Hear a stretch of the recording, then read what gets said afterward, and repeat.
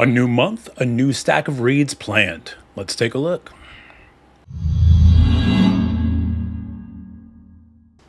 Hey everyone, welcome back to the next chapter. My name is Christopher Navo and I'm going to be your host. If this is your first time joining, thank you for stopping by. I do appreciate it.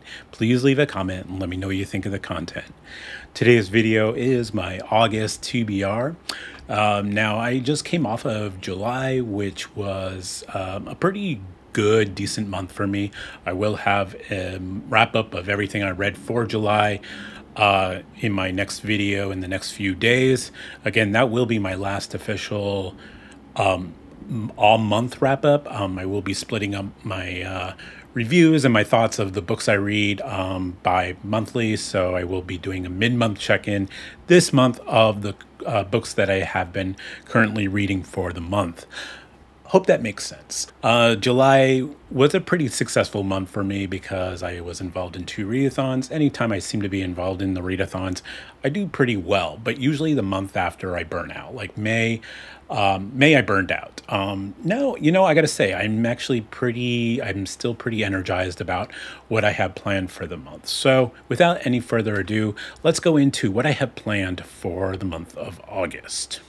So first up, I have is book 2 of the Malazan Book of the Fallen, Dead House Gates by Steven Erikson. I did read the first book, Gardens of the Moon, back in July. This is sort of part of a buddy read that I have going on. We do plan to have some live stream sometime planned for this month to discuss some spoilers of how we all felt reading Gardens of the Moon. I understand Dead House Gates kind of takes a little bit of a different direction with some different characters to follow. This will actually be a first-time read for me. Gardens of the Moon was a reread, so yeah, we'll see where Dead House Gates takes us. In the vast dominion of 7 cities, in the holy desert Rarigu, the seer Sharik and her followers prepare for the long prophesied uprising known as the Whirlwind.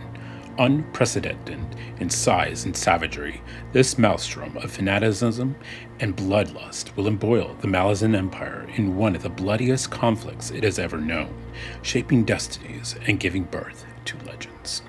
So this next book is also a buddy read going on for the month. This is going to be primarily on the Discord group Page Turners, and it's hosted by Jord from the middle of nowhere. And we are going to be reading The Bone Chips by R.J. Barker.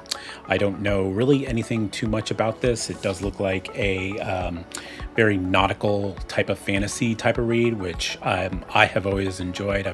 Kind of going in blind, but this is going to be also my first read of the month. We are planning to do some sort of discussion. We'll have updates and when that will happen. 2 nations at war, a prize beyond compare. For generations, the 100 Isles have built their ships from the bones of ancient dragons to fight an endless war. The dragons disappeared, but the battles for supremacy persisted. Now the first dragon in centuries has been spotted in far-off waters, and both sides see a chance to shift the balance of power in their favor. Because whoever catches it will win not only glory, but the war. So third on my list is a book that or a series, I should say, that kind of was put on hold for a little bit due to just some readathons, some buddy reads, and this is why I'm cutting down a little bit on the buddy reads I have going on this month, because I want to catch up with some of these ongoing series that I have personally going on. And this first book is a self-published book, and that is book 2 of the 3 Kingdoms Chronicles, Heroes of Chaos by Baptiste Pinson Wu. I read the first book, I believe, back in April. Enjoyed the first book a lot, and like I said, just things have gone on in the last few months that just kept putting this book on hold. His 3rd book is coming out, so I definitely want to get into the 2nd book now, and I figured August would be a good time to do so. The Yellow Turban Uprising has failed. The iron will of the Empire has quelled the surviving rebels back to their farms. But from the cracks revealed by the revolt crept every ambitious warlord living under the sky. Many gathered at Helio to rescue the young emperor from the grasp of the cruel chancellor Dong Yao. The collation, however, is nothing but a snake pit from where the lords plan their next moves. Among them, the cunning Chow Chow envisions a future where he bows to no one, but talent and ambition might be not enough to survive those turbulent times. He will need brave men, professional shoulders, and luck if he is to thrive. His students rise to the challenge, and Yao Hua, the orphan of war, welcomes the fires of war eagerly. And then another self-published book that I have planned for this month, and one of the SPFBO 9 entries as well, is Seekers, Winds of Change by Troy Knowlton. Again, not another book I know too much about. This was heavily read last month in July during our readathon. This was a really popular title for a lot of people to read. So yeah, I'm gonna hit it this month. I got my copy a couple weeks ago, so I'm pretty excited to get to this. Chaotic, restless winds of change are blowing through the world of Tiarna, tearing through not just the landscape, but the minds of those who inhabit it. Few feel the effects of the gale as much as Tarnus and Orin, who find themselves caught in the middle of its turbulent fury. As two seekers, artifact-inquiring agents of the mighty Argent Empire, they become accustomed to conflict. Still, nothing could prepare them for the world-changing events about to unfold when one of the Empire's leaders, their own personal master, finds himself at the wrong end of an assassin's bow.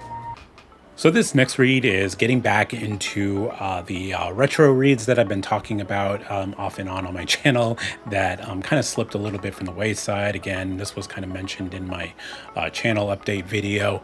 I did start the Coldfire trilogy by C.S. Friedman, and I'm going to continue that series this month with the second book, When True Night Falls. I had a good time with the first one. There was some issues I did have. I do plan to read all three of this trilogy and then probably put one video together of just kind of how I feel altogether about the whole trilogy as a whole, and I think that'd make one cool video. So I do want to continue that series though, and I am gonna plan to finish the second one this month.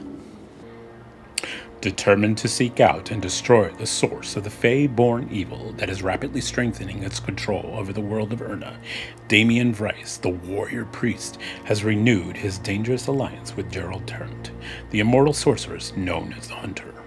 And together with Heseth, a woman of Urna's native species, the Rock, they will dare the treacherous ocean crossing to Urna's eastern continent. But the crossing may well prove the least of their worries, for though the eastern continent appears to be a haven of stability and prosperity, this image of paradise masks an underlying corruption that threatens the very essence of the human spirit. So 6 up here I have Vinland Saga Book 7 by Makoto Yukimura. This is the ongoing manga series that I have been reading at least one a month of. I am 1 month behind. I'll get caught up at some point during the course of this year. Yeah, I'm still enjoying this series very much so. There was some new revelations in volume 6. So I'm curious to see where we continue on with book 7. Oh, every book seems to have some sort of surprise that I never expect. So it's been a fun ride, and I'm really excited to continue on with the Vinland Saga. As Canute plots to become ruler of the entire Danish world, Thorfinn's only ambition is to see a harvest profitable enough to buy his own life back. But the fates of prince and slave will soon come together once again, as Canute plans to seize Canute Farm from the kind-hearted master. What sinister tricks does he have up his sleeve? And could they dash Thorfinn's hopes for freedom? And then, as I mentioned in my updated video, I'm also wanting to start hitting up some reference, some inspirational, sort of for writers, but these could be books for anybody. And the one I'm going to hit up this month is Why Stories Work: The Evolution and Cognitive Roots of the Power of the Narrative by Sumdeep Chatterjee. The author actually reached out to me with this book, and I thought this was going to be like a perfect follow-up to The War of Art, which I read in July. Again, I will talk a little bit about that in my wrap-up video coming up. I figured this would be a good way to end. It's a very narrow, small book, and use it during my writing schedule time. For millions of years, our ancestors survived on the marginal niches of environment while the bigger beasts reigned on Earth. There were a bunch of weak, defenseless, unimportant creatures serving out their time before being swept into evolution's dustbin. Then sometime between 200,000 and 50,000 years ago, they embarked on a journey unprecedented in the history of life on the planet. One that took them from being footnotes in the book of life to the dominant species on the planet. What secret superpower propelled this incredible charge? Tool use? Language? These are important, of course, but there was something else. We learned to tell stories. Drawing on insights from the evolution and social science, psychology, and the cognitive sciences, the author shows us the ability to tell stories has been at the foundation of our success as a species. They help us pass on crucial knowledge, imagine possible futures, and cooperative flexibility in large groups. But the importance of stories in our lives goes deeper. It isn't only the stories that help us live. Recent discoveries in the cognitive science suggest that stories could be the most fundamental form in which we experience our lives. We live in stories every moment of our lives. That is why they have such power over us. And that is another pretty ambitious month of August reads I have planned. What do you think of the list? Which one are you most excited to find out how I feel about it? Let me know in the comments. My name is Christopher Navo. Thank you for watching. Thank you for subscribing. And I hope to see you in the next chapter. Take care. Of The Malazan Book of the Fallen, Dead House Gates by Eric Stevenson. Then next up I have Vinland Saga Volume 4. It's not Volume 4. Damn. Then at number... Oh my god. It's flying over again. Oh. The Yellow Turban... Oh my god, these jets rained on Earth. There were a bunch of weak, defenseless... Oh, jets again.